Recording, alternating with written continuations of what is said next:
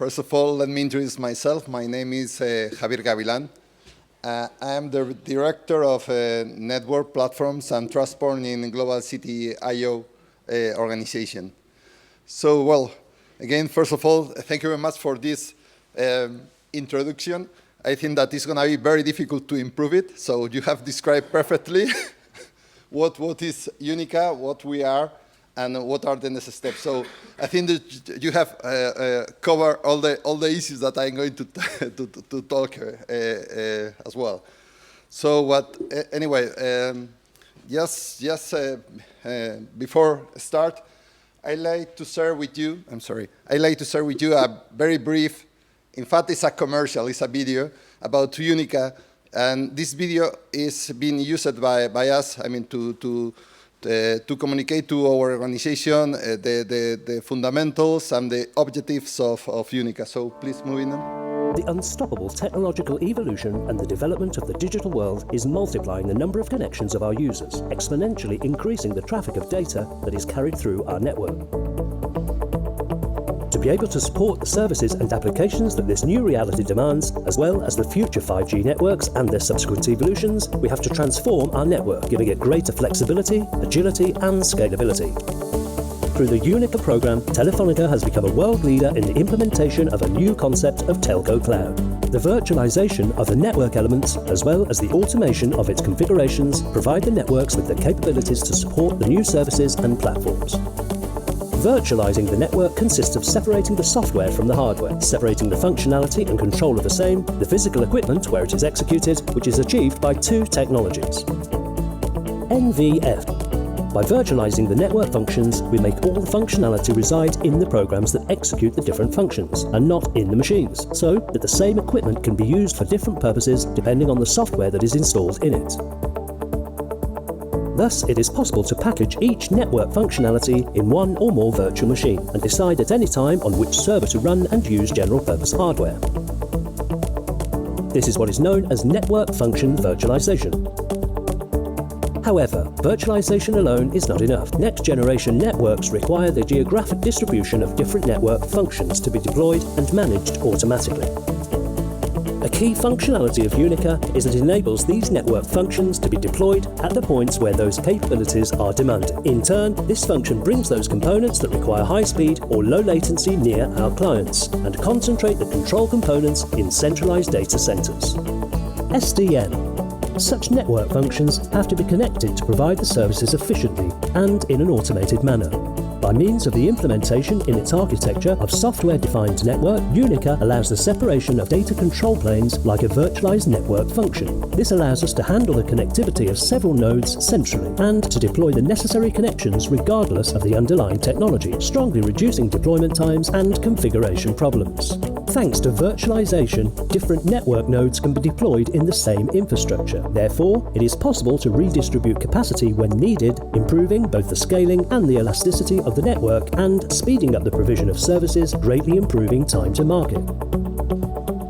Part of our first platform is ceasing to be physical and becoming clouded. This facilitates and improves the flow of information and management between the first platform and the other platforms, which helps us to put the customer at the center of our decisions and to offer a true end-to-end digital environment. Virtualization breaks the CLOS, speeds the digital flow of information and data, and improves the response in real time, so that our customers directly perceive a value proposition that responds to their need. UNICA is already transforming Telefonica's first platform and laying the foundations of the future network. This is a virtualized network in which Telefonica is basing one of its transformation levers, moving towards the complete end-to-end digitalization of the company and ensuring that our customers always have excellent connectivity. So, well, thank you very much. So, well, this is the first learning that we are having from UNICA. So I think that it's necessary to generate this kind of documentation, of this kind of information, because UNICA or network virtualization is a very technical project, and it's necessary to communicate to the rest of the organization the value of UNICA. So I think that this sort of information is very, very useful for us. So, well, I'm going to share with you some learnings about UNICA, how we are facing in Telefonica this UNICA project. So, well, first of all, I like to share with you that we are not starting today in the virtualization journey. So we have started a long time ago. So we started around 10 years ago with the first proof of concept, with the first trials in Telefonica R&D.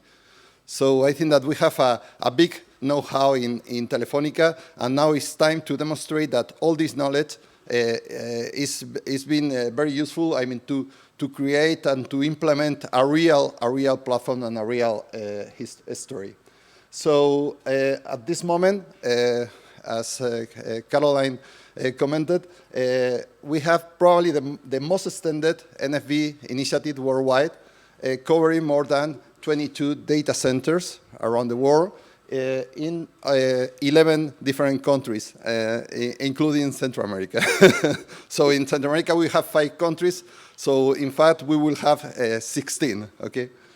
And but this is not enough. So I think that we are just in the midway point. So we have to continue working in UNICA. So UNICA is not the final of the path. So we are just in the middle of the deployment. So let me share with you some keys or some learning about this successful story. So first of all, I like to say that UNICA is not a technical project, or is not only a technical project. So it's a corporate program that is being leading by and supported by the top management organization. Here, for example, you have our CEO, José María Álvarez Payete, in the last board of director, talking about UNICA. So it's something that we are communicating at the top management level. And I think that this is very important to implement this sort of technology, this sort of change, this sort of challenge. Okay. The second point is that UNICA is not isolated program. It's something that is linked with the rest of the transformation project that we are carrying out. For example, here, well, we have a transformation program that we call Core Ready. I mean, the Core Ready, I mean, it's including several programs. The first one, of course, is UNICA, the virtualization program of Telefonica. But we are also including, and we are also aligning other important transformation projects. For example, our legacy evolution. So it's also aligned with UNICA, how we are going to substitute the different legacy with the different UNICA initiatives. Also our transformation program for transport evolution that we call Fusion. So Fusion and UNICA are very aligned, both of them, okay? And we are also including the fourth platform evolution. So why? Because we are using, or we pretend to use all the information that is generated by UNICA and by the rest of the transformation program to feed this fourth platform, to move and to correlate all this information and to use this information, again, I mean, to push over UNICA and the rest of the platform to automate all the processes and to reach a third touch experience. This is the general framework of all the transformation project in Telefonica. Another important point is that UNICA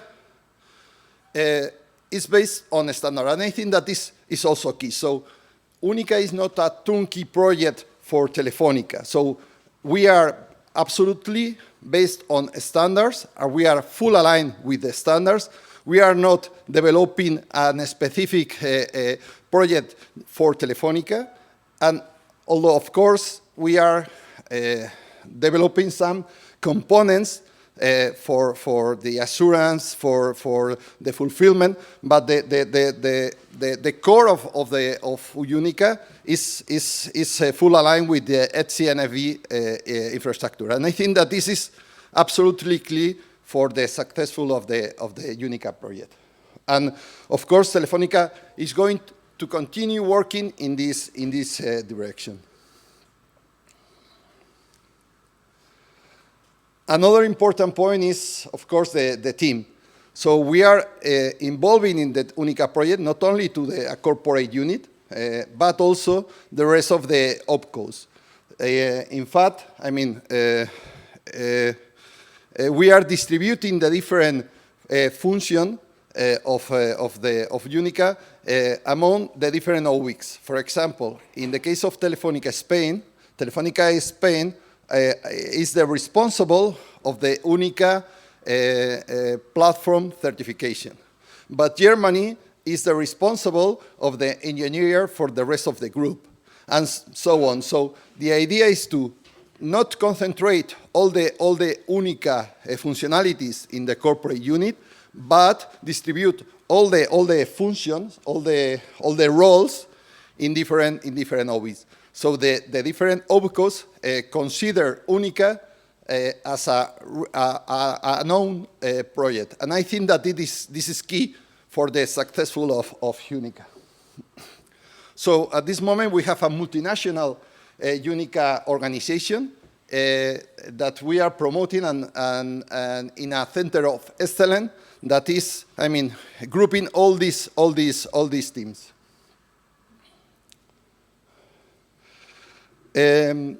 Yes, I mean, to review what are the design principle of UNICA. So I think that this is, again, I think that this is very clear, but I like to highlight some strategic points. The first one is that we consider the customer as, I mean, the center of all our decisions. So the idea is to deploy UNICA to enhance the customer's experience, okay? Providing network as a services, more agile services, and so on. So all the decisions are based on the customer. The second one that is very basic, of course, is that we are using commercial infrastructure. So we are using code infrastructure. We are not developing or we are not integrating specific hardware or specific components. The third is that we are integrating also an SDN component. So we consider that the SDN must be an intrinsic part of the UNICA architecture, just for all the connectivity automation. The fourth is that this UNICA should be, and in fact is, a multi-vendor project. So we are integrating different components of different vendors, and I think that this is, again, it's key for the successful of the project. In fact, for example, now we are launching an RFQ for hardware suppliers, and we are integrating hardware from different vendors.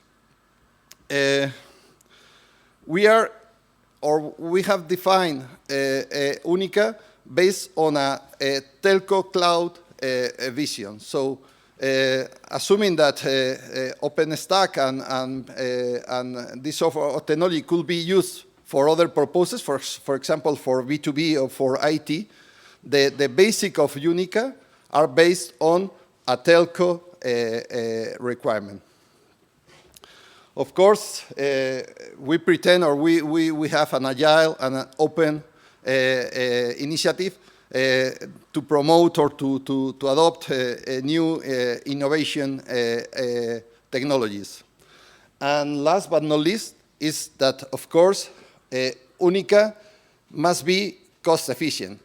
So that could not represent an extra charge an extra charge for the different OpCos. So in each case that where we are deploying UNICA, we are analyzing the TCO, and we only deploy UNICA if the TCO is positive. So if it's not positive, we prefer to follow with the legacy technology rather than to to evolve to UNICA.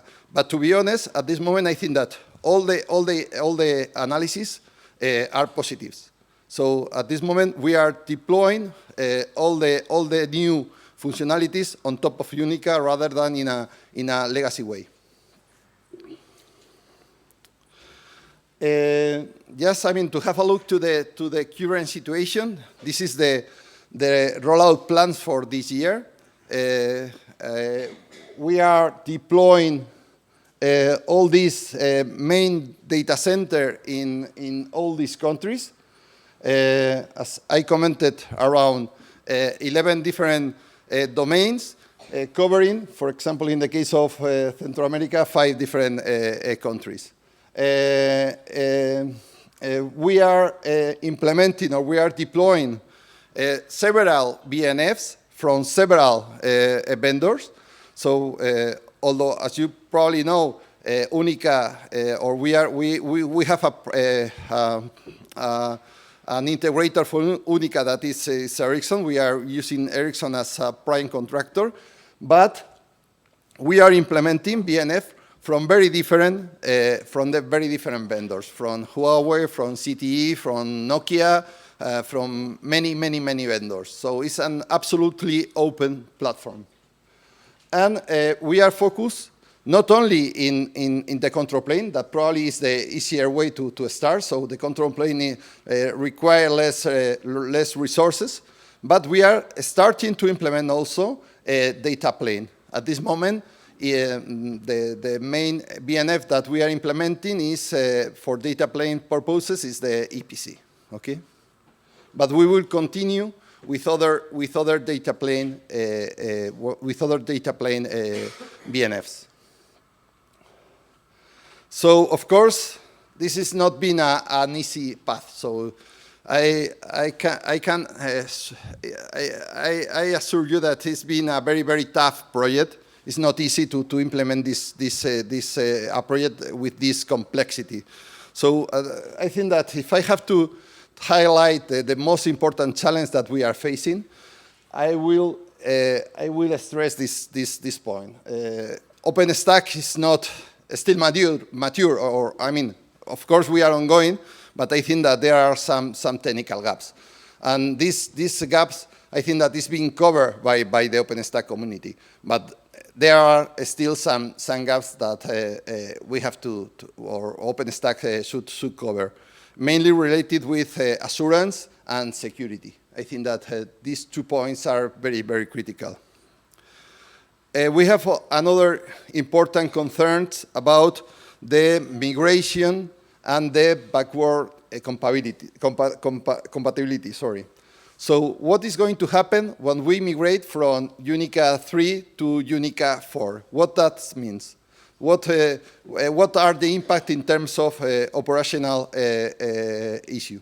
So this is very critical, and this is something that we are facing, that we are considering, and I think that probably is one of the most important issue that Telefonica is, not only Telefonica, but I think that talking with other carriers, with other operators, all of us are having the same concerns. We are also concerned about the industry fragmentation. So we consider that the HCNFV is the right framework to define what must be the right path. And last but not least, we are also concerned about the industry trend, the vendor trend. So I think that it's a natural movement from the vendors that they pretend to protect their ecosystem. So I think that we have also to address or to face this industry trend, okay, and to align with a real open initiative. So just to finish, some comments about what are the next step.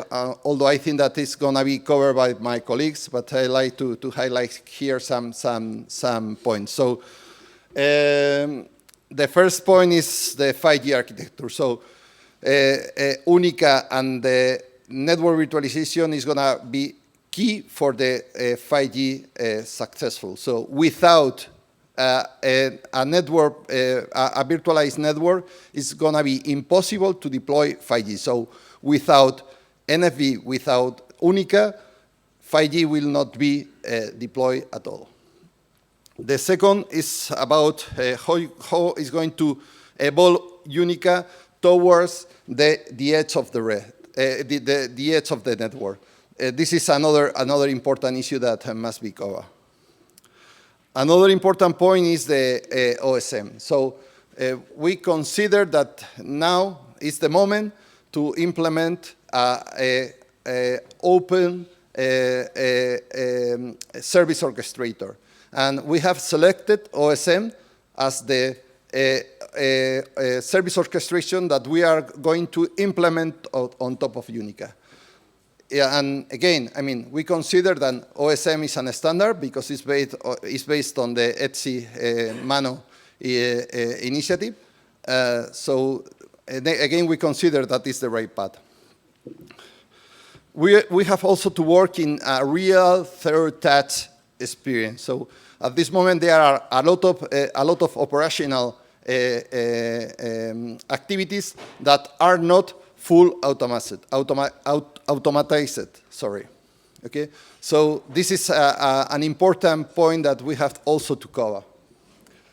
And last but not least, although I think that all the control function, more or less, could be virtualized, we have an important challenge in terms of data plane NFV, mostly in the RAN arena and also in the fixed arena. So the next step will be to cover, for example, the virtual RAN and the virtual VRASes. So it's something where we are working very, very hard today.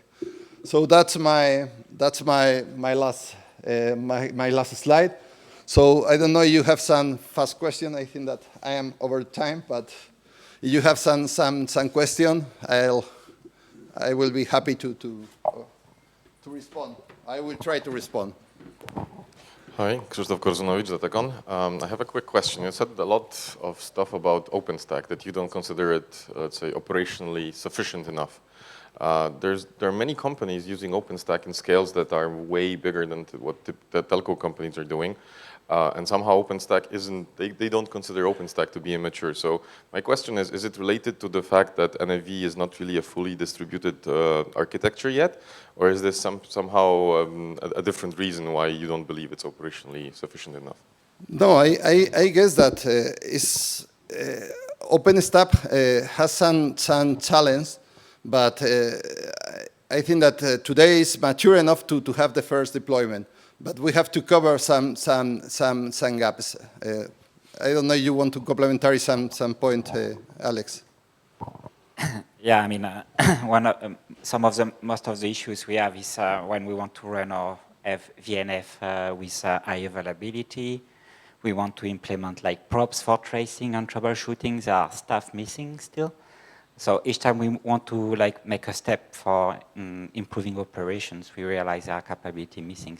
So most of these capabilities are ongoing projects, but they are not closed or immature. So like multi-attach capability in OpenStack is available in Queens, but the feedback we have is that the level of stability of the development is not good. And for example, we need tap as a service, and it's not there yet. So yeah, it's what we mean. Thanks.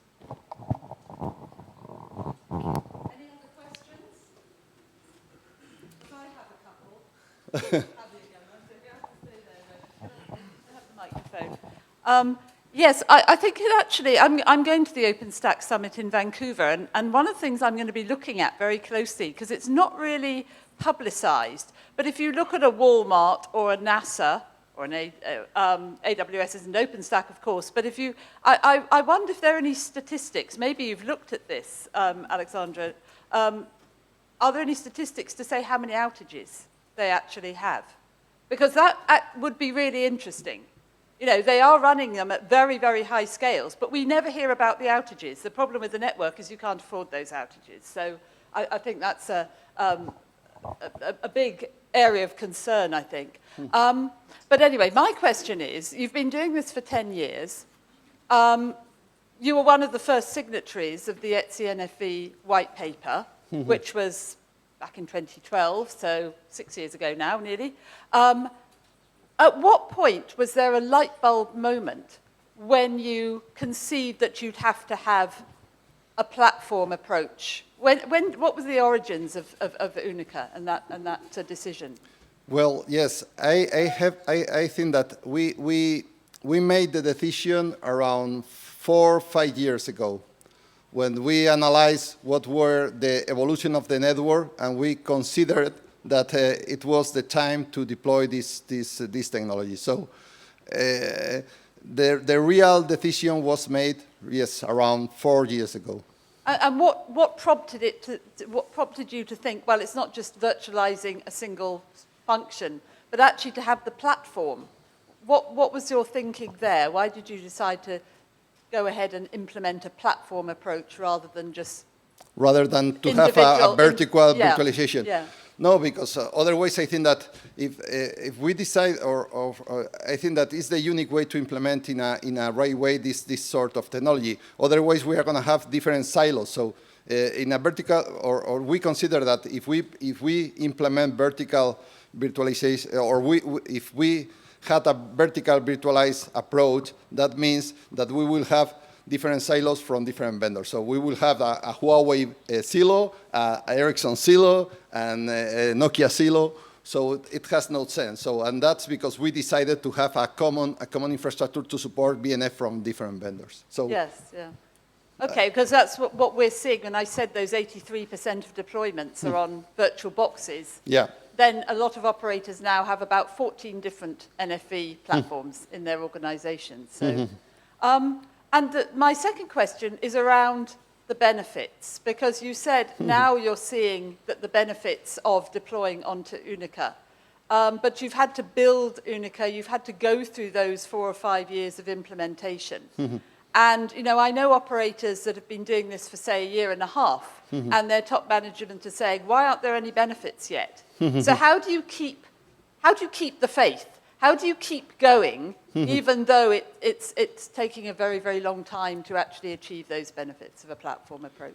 Okay, so, well, first of all, I think that there is more than because let me explain. So I think that it's not only to have benefits, it's also a survival question. So we need this sort of technology to face the challenge that we are having with the traffic and the new technology that is coming, for example, 5G. So I think that it's just the unique way to implement this sort of technology. But in any case, we also consider that we will have cost benefits. For example, now in the case of the CAPEX, we are having reduction around 30% in the CAPEX acquisition process. And we also consider that we could reduce in a deep way all the professional services. So because we are reducing drastically the time to market in the implementation of new VNFs. And for operational issues, although we have not now evidence and we are not having direct benefits, we will also consider that that we will have benefits in the operational cost due to the automation of the operational activities. So I think that we have 2 direct benefits in terms of cost, and 1 benefit in terms of, network evolution. Okay, thank you very much. Thank you for a wonderful speech. Thank you. Thanks.